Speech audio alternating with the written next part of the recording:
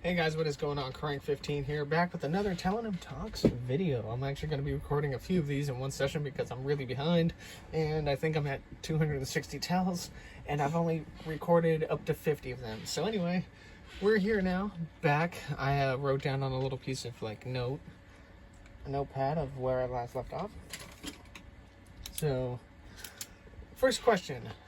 Remember, these are 2 weeks old, so these are not going to be fully, some of these are going to be a little bit outdated. I apologize.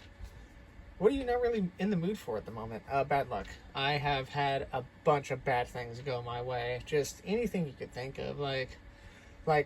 And this all kind of started, I don't really count the falling out with my ex part of it, because it happened a lot earlier. Then, I guess you could say it was the first domino. It was just everything else that happened that kind of was more or less the more pivotal stuff.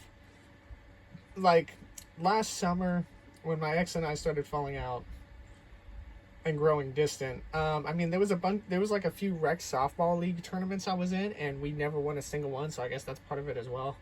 But basically, let's see. In November, the brakes went out on my primary car, which is an Oldsmobile Cutlass station wagon, and the brakes had to be replaced. And then, come January, the very first week of January, the end of this year, the intake goes out. It leaks, so that means that a head gasket or something has gone bad, or maybe a cylinder is cracked. I don't know. We still don't know what the actual damage. The car is sitting in the front yard all with the tarp over it, so we don't know. I really hope it's not terminal, because I love that car. I love driving it around. And then from there, it was a combination of my PC going out, my laptop going out, both in March. The truck lost power steering at the end of February, which is not great. I've been raw dog driving a 4-door Chevy S10 with no power steering since the last week of February. So it is very hard to turn the truck, especially in cul-de-sacs. It is a 4x4 off-road truck. So it's very hard to turn. It is very hard to turn with no power steering. So, but it's been a nice workout for my upper body, I guess. Anyway, at any rate. But yeah, and then so when the PC stuff went out, and then I got my tower fixed at the beginning of May, and then my tower went out again at the end of May. And then I got my laptop. Let's see, did anything bad happen in June? Probably did. No. Broke up with my ex in mid-May. Finally put an end to that. It was a dying relationship anyway for the start. I think neither of us just wanted to actually commit to a breakup, so we were just kind of sat there at a very sour stalemate. Let's see what else. I don't remember some of the stuff. I just don't kind of remember. I think we lost another tournament in June, so that was fun. The truck brakes started going out towards the middle of July, and then the truck is still not fixed. So this is the third weekend that I have not worked for Uber Eats, and I'm getting very, very, very anxious because I need to start making a lot of money soon if I'm going to go to TwitchCon. So hopefully the truck can be somewhat fixed. I may force myself to work a little bit just to see, just to get a little bit of something. Because of I'm not working, so I'm not making my normal 150 to 200 a weekend anymore. I haven't for 3 weeks, so that sucks. I'm not going to name everything right now. But anyway, if bad luck can just leave me alone, that'd be great. Alright, moving on to the next controls question. You probably break a lot of hearts, huh? This was a funny comment, I thought, because I have broken up with girls. So before my ex-wife, the relationship I had before her, I had in 2018, and it was something that I was trying, testing the waters with a coworker at Home Depot, And we lasted about like 2 months, and then we both kind of agreed that like there wasn't really like anything going on with it, like, and we just kind of went back to being friends. And then, but the previous before my ex-wife in 2020, the last serious relationship I had with anybody was with a coworker at Universal back in like 2015 or 2016, and we dated for, I want to say we dated for, gosh, I don't know. We dated for, I want to think we dated for like 8 to 9 months. Because I think we got together in November. And then I broke up with her at the end of May, because I broke up with her because I didn't feel like I was good enough of a person for her to rely on, and her dad didn't like the fact that I was dating her. Her mom was super cool. Her mom was super supportive, but her dad didn't like the fact that I was dating her. I don't know what it was. It was weird. I never got clarification either. So yeah, I broke her heart, but I felt like it was better for her anyway, and it is better for her because now she's got a thriving life with her husband and a dog, and like she's got a great office job at Comcast Universal still. So yeah, it worked out a lot better for her. And then I think I broke up with my first girlfriend in high school after we were dating for a year and some change, because I broke up with her because I was out of high school. She was a sophomore, or I don't remember. Was she a junior? Might have been like sophomore going into junior.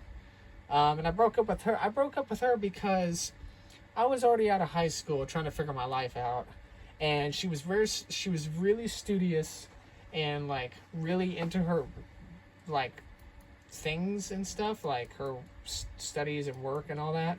And I broke up with her because, and it wasn't because of like, I didn't love her anymore or anything like that. I just felt like, because I flew the coop in high school and she was still there for like another 2 solid years, I just felt like that I would be a distraction, and I didn't want to distract her. So I broke her heart for the good intention of her focusing on her schooling versus, me just being another stressful pain in her life should we like get into arguments or stuff like that. So that's why I broke up with her. So yeah, the 2 to 3, I think the only other girl I broke the heart of was one of my other coworkers at Universal, but it wasn't like we were dating or anything.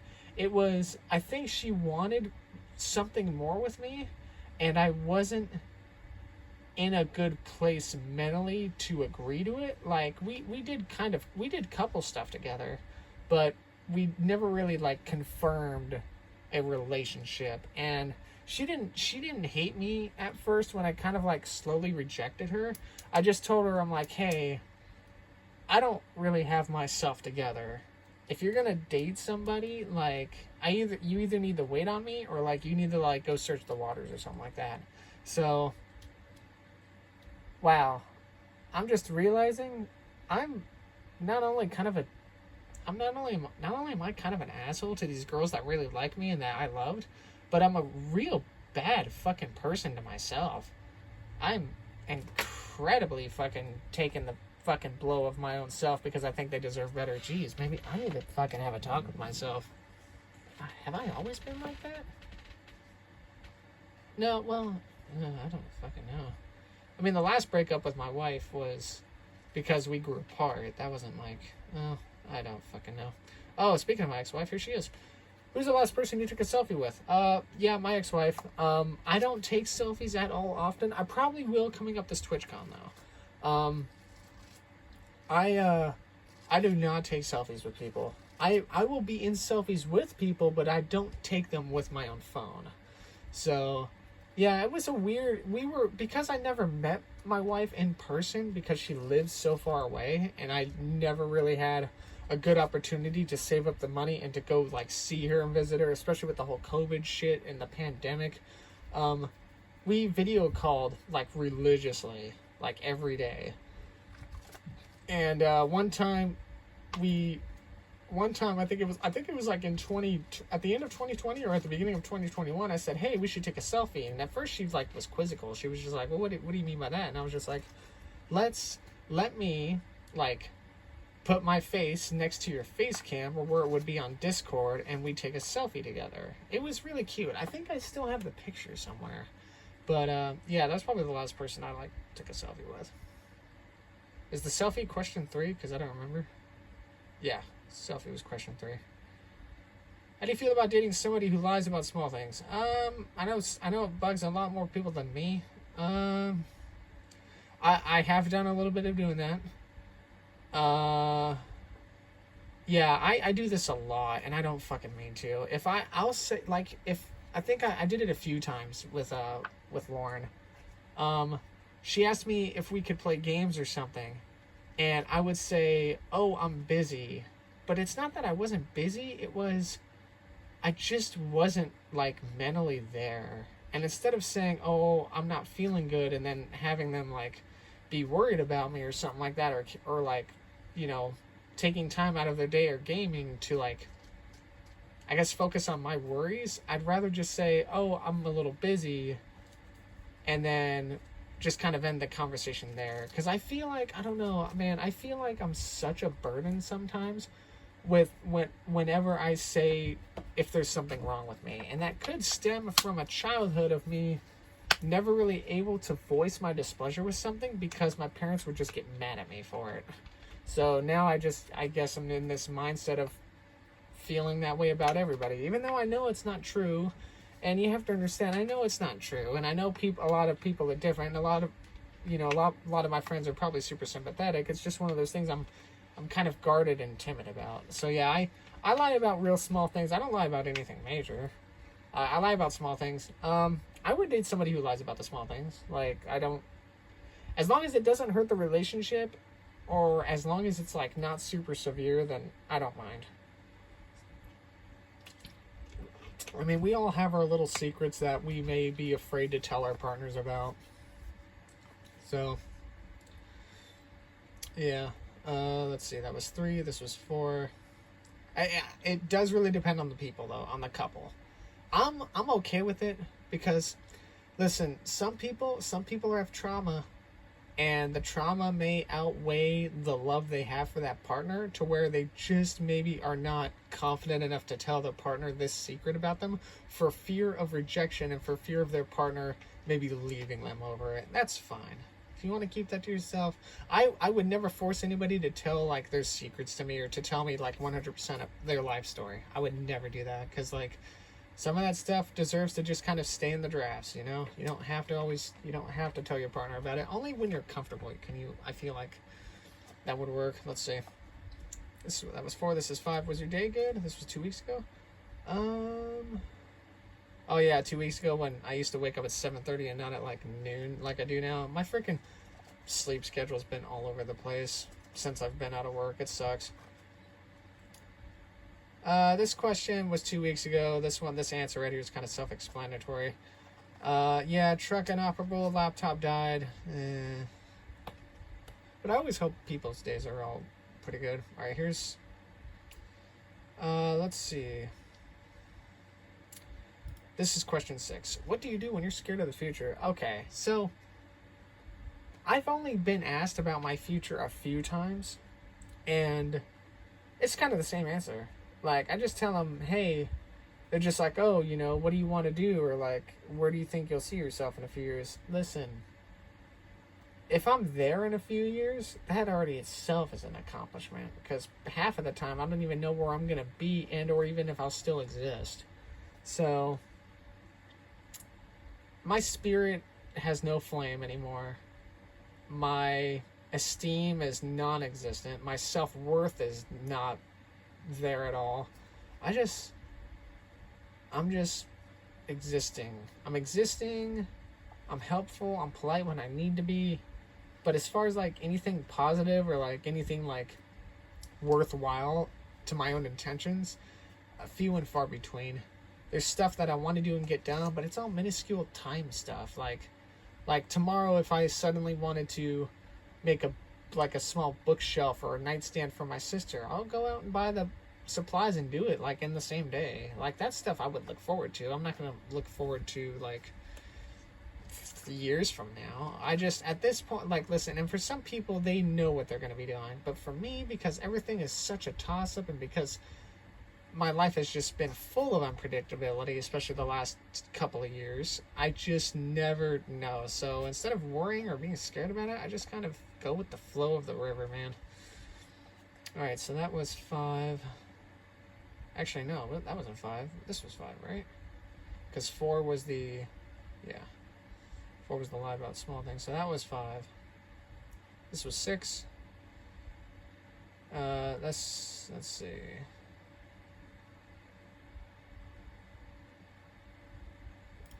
This is 7. Do you like Disney movies? Yes, I do like Disney movies. I like all kinds of movies, actually.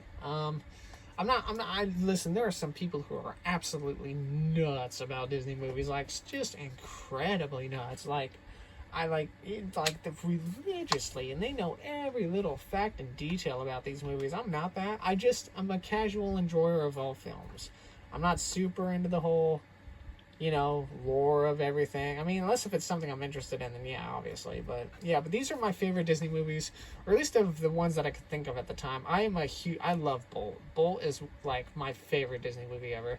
I love Zootopia. Zootopia was awesome. I don't know, Zootopia 2 I think is coming out soon. Either that or it's going to be a small series.